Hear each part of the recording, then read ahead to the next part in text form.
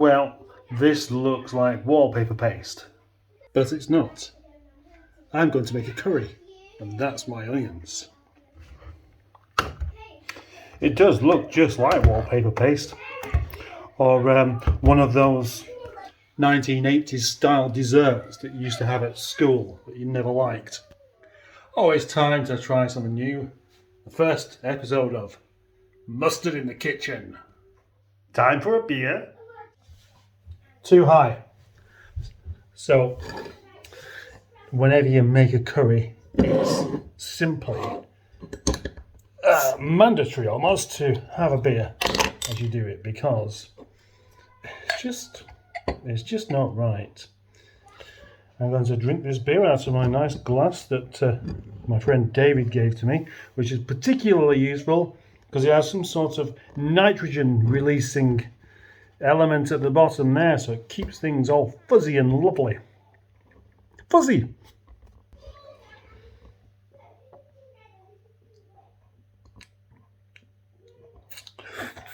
Never tried this beer before. German wheat beer. Is it German? I don't know. Can't see it properly. Need my reading glasses. No, I can't read that. I'd have to actually put it on there and then read it off of there afterwards. I'm not going to do that.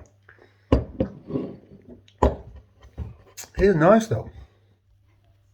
Well, I like my curry quite spicy and quite oily.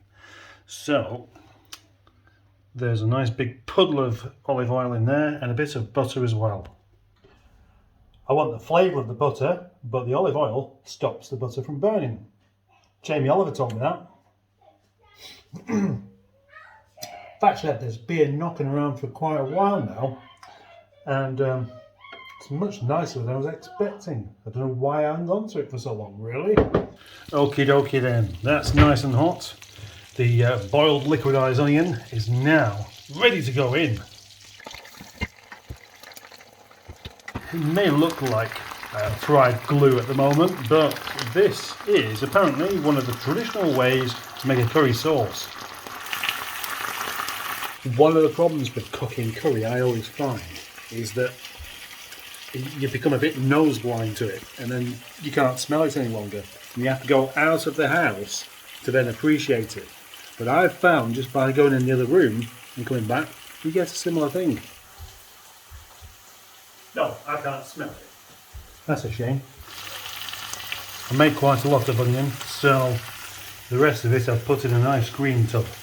Tomatoes. Now normally I'm happy with a tin of tomatoes, but tonight I don't want that many tomatoes. So I'm just going to use a few tomatoes. And there they are. I'm just going to cut them in half basically and let them, oh come on, stay in focus.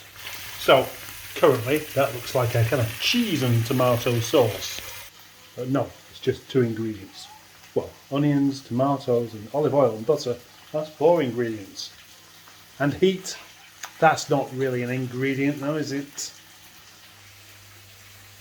Now the next thing I want to add to this so far is going to be some garlic and ginger, and I'm going to do this the easy way, out of a jar. Sorry. Now that smells really rather pungent indeed actually. I'm going to put that there so you can see me slop all the way in there. And a bit more I think. 2 nice big spoonfuls of garlic and ginger. Well, there we go, still with the heat up full, and that smells very, very good. And I haven't even put any spices in there at all yet, so quite looking forward to eating this. 2 other things I think are very good in curry, green pepper and coriander stalks that is. Green pepper isn't very nice raw, but cooked it really suits a curry. So that's why these are going in there. I'm going to cut them a bit more, and the onions are kind of, to be honest, just a little bit overdone, but they'll still be fine. It's worthwhile me mentioning that I am not a chef, but then you've watched me mess around with cars, And I admitted right from the start I'm not a mechanic.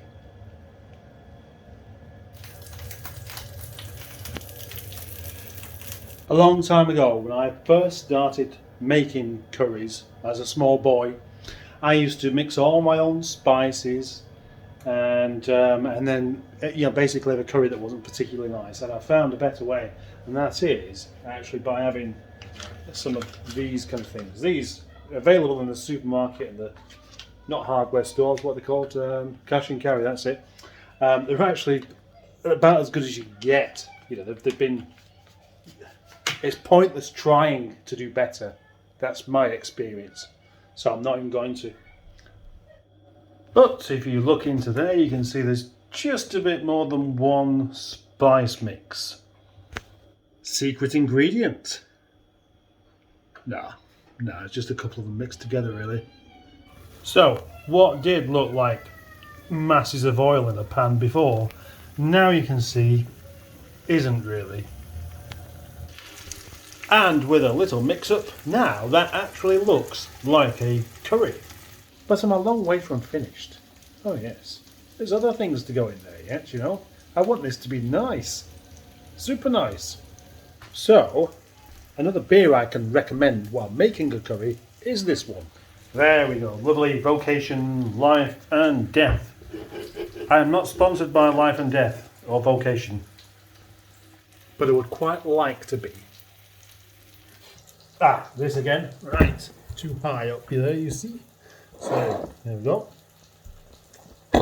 My glass, my half-used pepper, and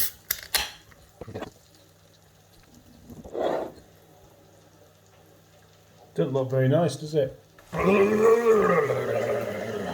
This is a very, very lovely beer indeed, this one.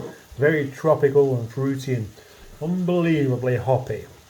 And, if I was to give it a mark out of 10 for 10, I would give it 10. Yes. One of those beers that when you drink it, you find yourself wondering why you bother drinking anything else. And then you remember you like other beers as well.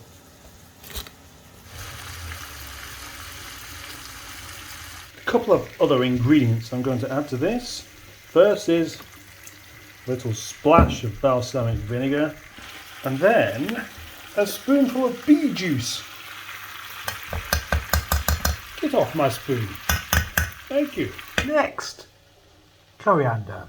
Coriander stalks. Now, it's important to wash the coriander first because, well, you don't know who's been touching it, and also you can get bits of grit because obviously coriander is a plant and plants grow in dirt.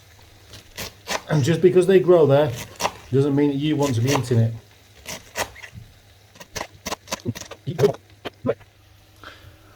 So, we always consider this part of the coriander to be the good bit and not this. But that's the bit that gives curry flavour.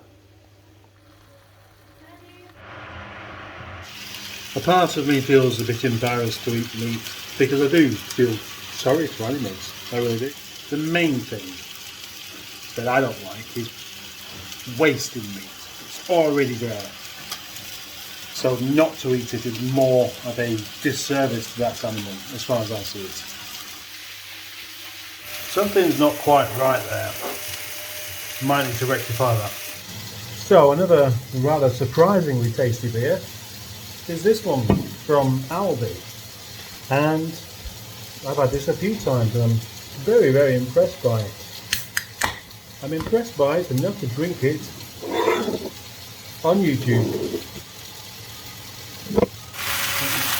This is chicken thigh meat. Not sure really why everybody goes for breast meat when the stuff off the legs seems to taste so much better. It's more like chicken. And this tastes like a really proper beer. I'm always looking over that way. I'm always looking at me. They should be looking there because that's where the actual camera hole is. Hello.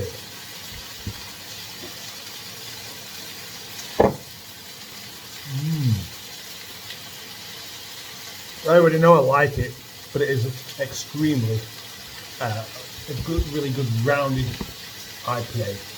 Very special. I like it. So as the chicken has properly got a nice couple of burnt edges on there, I'm going to put the sauce back into the pan. Now that looks like a proper curry, doesn't it?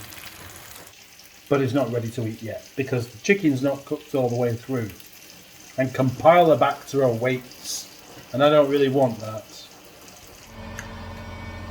Something that works particularly well with a curry like this are chapatis or rotis, and on this occasion just get some out of a packet. They might not be any good, I don't know. I certainly can't be bothered to be making them at this time of night. Well, what you really need is a very, very hot, dirty pan. But at risk of setting the smoke alarm off, I'm going to be a bit careful with the heat. Right, there we go. There's Captain Mustard's chicken curry with chicken curry and lettuce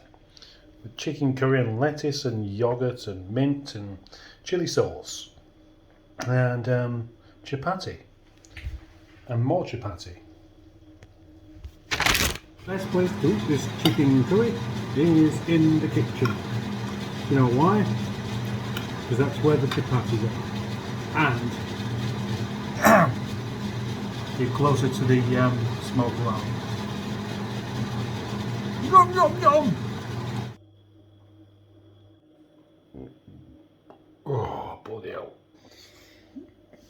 Well, that was as good as I expected it to be, and I am a bit stuffed now. And what I really don't feel like doing is washing up, putting things away, or editing this video. But I'm going to have to do, otherwise you won't be able to see it. Bye bye.